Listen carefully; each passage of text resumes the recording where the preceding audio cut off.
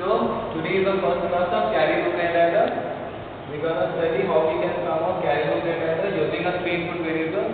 As we all know, using three input variable, we can get a maximum of 2 to the power 3, that is 8 combinations that we have used over here, which are 0 0 0 0 0 1 0 1 0 0 1 1 1 0 0 1 0 1 1 1 0 and 1 1 1.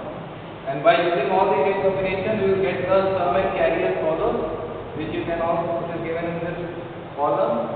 Sum will be 0 0 1 0, and for the third F combination and so on, you will get the following sum and the carry out.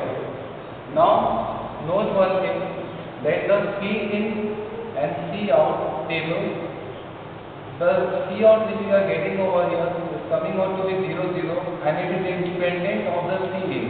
If C in is 0, C out is 0, and if C in is 1, we are getting C out as 0.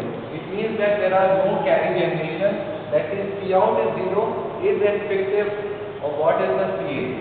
And now in the second table, you can all see that the C in is 0 1 0 1 and the carry out is 0 1 0 1 in this column, which means the same carry is propagating. If we are giving 0 carry in, then the carry output will be 0.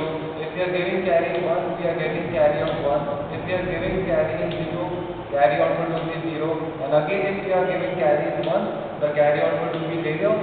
Therefore, we can say that the carry out will be same as the carry input. And in the lastly, C in is 0 and the carry output we are getting over here is 1.